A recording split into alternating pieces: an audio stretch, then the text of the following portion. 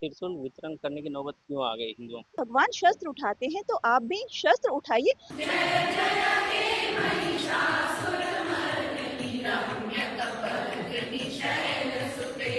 क्या देश में जितने भी हिंदू महिलाएं सबको रखना चाहिए जिस तरीके से आप जो है आह्वान कर रही हैं? जब हम भगवान की पूजा करते हैं तो हमें उसकी विवेचना भी सही ढंग से करनी आवश्यक है। डायरेक्टली उसको शक्ति देता है कि वो अपना दिमाग का यूज करे, अपने अंतःकरण की सोच का प्रयोग करे और जो विपरीत परिस्थिति है उससे बाहर निकले और उसके लिए फाइट करे।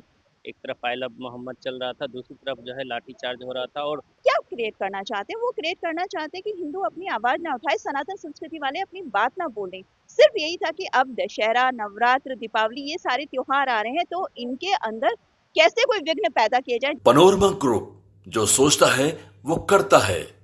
देश भर में दुर्गा पूजा की धूम है। ऐसे में लोग अलग अलग जगहों पे जो है पर्व त्योहार कर रहे हैं। ऐसे में जो है दिल्ली में ममता त्यागी त्रिशूल का वितरण कर रही हैं। ऐसे में इनसे जानेंगे आखिर त्रिशूल वितरण करने की नौबत क्यों आ गई हिंदुओं को? हमारी सनातन संस्कृति में त्रिशूल हर भगवान ने धारण किए हुए हैं। भगवान राम भी जब वनवास गए थे तो उन्होंने त्रिशूल नहीं छोड़ा था, अपना शस्त्र नहीं छोड़ा था। भगवान श्री कृष्ण भी सुदर्शन चक्र हाथ में लेते हैं। हमारी नव दुर्गा भी हर शस्त्र को अपने हाथ में रखती है। तो हमारी सनातन संस्कृति बताती है कि सही गलत, धर्म अधर्म सबको समझना होगा और उसी के अनुसार कार्य करना होगा। अगर आपके देश समाज कहीं भी ब्रह्मांड पर कोई भी आँच आए या आसुरी शक्तियाँ हावी हो जाएँ, तो त्रिशूल एक संकेत देता है आपके अंदर ऊर्जा समाहित करने का और आपको शक्ति देता है, क्योंकि माँ दुर्गा का प्रतीक है कि कोई भी गलत कार्य होना है तो उसके लिए आवाज़ लगाइए।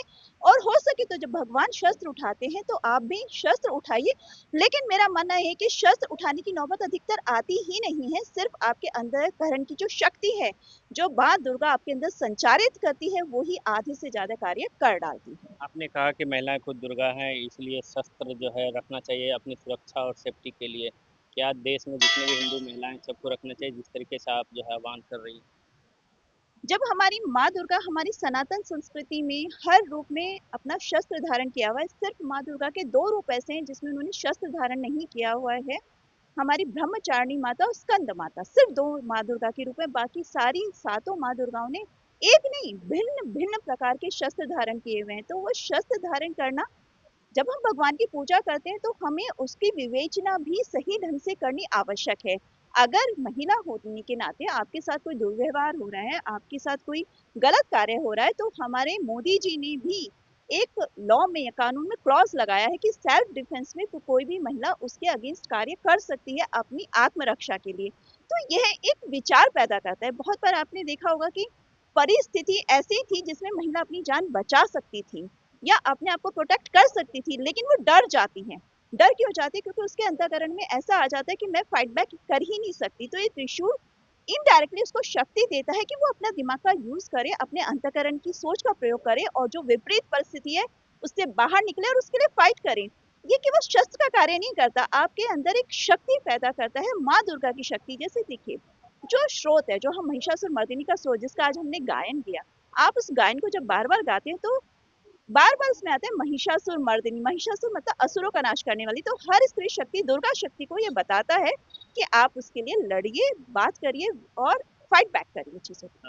हम आते हैं यूपी में जिस प्रकार से जो है बरेली वाला कांड हुआ गरबा को लेकर और आई लव मोहम्मद, एक तरफ आई लव मोहम्मद चल रहा था, दूसरी तरफ जो है लाठीचार्ज हो रहा था और यूपी के सीएम योगी आदित्यनाथ ने साफ कहा कि मौलाना भूल गया है कि यूपी में कौन है।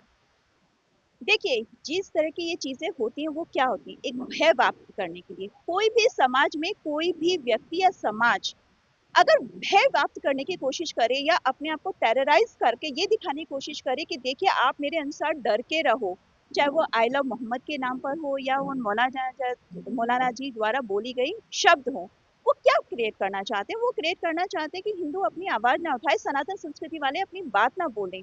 तो उसके लिए जरूरी है कि हिंदू भी अपने जागे, सनातन संस्कृति जागे और बात करे कि हाँ, हम भी अपना एग्जिस्ट रखते हैं, कोई हमें ओवर पावर नहीं कर सकता। देखिए, हिंदू कभी भी शस्त्र सिर्फ अपनी आत्मरक्षा के लिए उठाता है, कभी किसी पे आक्रांता या किसी और देश पे कब्जा आज तक सनातन संस्कृति वाले किसी भी देश ने या हिंदू ने नहीं किया है।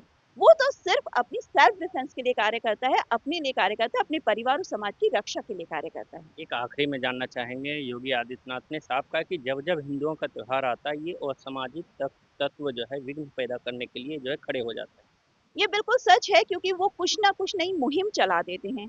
इसे आप इस तरह से भी ले लीजिए कि सीएएनआरसी में कुछ नहीं था, लेकिन उसके विरोध में कितना बड़ा बवंडर खड़ा कर दिया गया, जबकि इसमें मुस्लिम समाज का कोई नुकसान नहीं था, फिर भी फॉल्स नैरेटिव चलाए गए। अब ये जो आई लव मोहम्मद है, इसका भी सिर्फ यही था कि अब दशहरा, नवरात्र, दीपावली, ये सारे त्योहार आ रहे हैं, तो इनके अंदर कैसे कोई विघ्न पैदा किए जाए। जैसे असुरी शक्तियां विघ्न पैदा करती थी ना, जब कोई ऋषि मुनि हवन करते थे, तो आपने सुना होगा कि राक्षस आते थे, वहां पर हड्डी या कुछ भी मांस मदिरा डाल जाते थे और उस यज्ञ में बाधा उत्पन्न करते थे। तो ये लोग भी इसी माइंडसेट के अनुसार कार्य करते हैं। सब लोग ऐसे नहीं हैं, लेकिन जो लोग इस माइंडसेट के साथ काम करते हैं, वो ये कैंपेन चलाते हैं। उन्हें पता है कि आगे कैसे न्यूसेंस क्रिएट की जा सकती है, कैसे समाज में विद्वेष पैदा किया जा सकता है।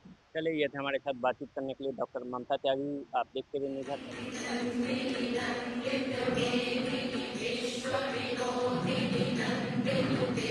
इस साइड को ज़्यादा, इस साइड को ज़्यादा।